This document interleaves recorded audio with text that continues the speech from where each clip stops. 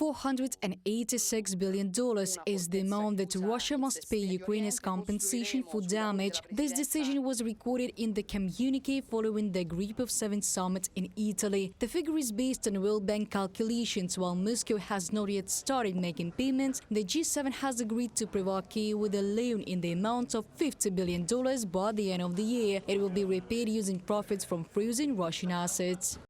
This tactical victory against Russian aggression is sweeter because it is actually a defeat for Putin's partner, Chinese leader Xi Jinping, who tried to bully the reluctant G7 members to deter them from embracing this policy. John Herbst, senior director of the Eurasia Center at the Atlantic Council, on the Atlantic Council website.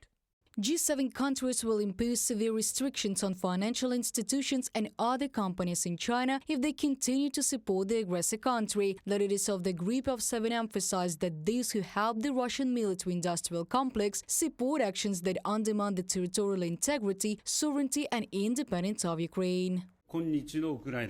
We will continue to push strongly for further restrictions as well as support Ukraine. I explained to G7 leaders that Japan is considering a new round of sanctions that would include entities based in third countries such as China. In the final declaration, the leaders of the G7 states call on the Russian Federation to withdraw troops from the territory of Ukraine. Experts are convinced that Western leaders are changing their views on Chinese policy, and they understand that the time has come to use tools of pressure on Beijing.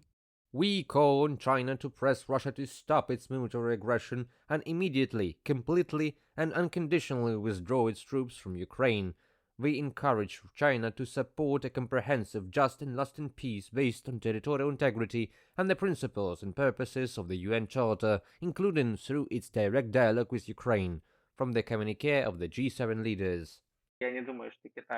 I don't think that China will try to take any steps to persuade Russia to peace here and now, but at least as far as withdrawing from assistance to Russia in terms of circumventing sanctions is concerned, they can really take this step because the threat of secondary sanctions for the banking system not only in China is now greater than ever. China publicly advocates peace negotiations, but subject to the mandatory and equal participation of Moscow. Beijing previously presented its peace initiative as an alternative to the Ukrainian peace formula. The plan included 12 points, the first of which was the restoration of the territorial integrity and sovereignty of Ukraine. However, China then cut its plan in half. As Mykola Tochitsky, deputy head of the Office of the President of Ukraine, noted, the new version does not correspond to the initial attempts of China to return to the principles of international law. Reported by Diana Kolesnik, Nikita Skoblikov, UATV News.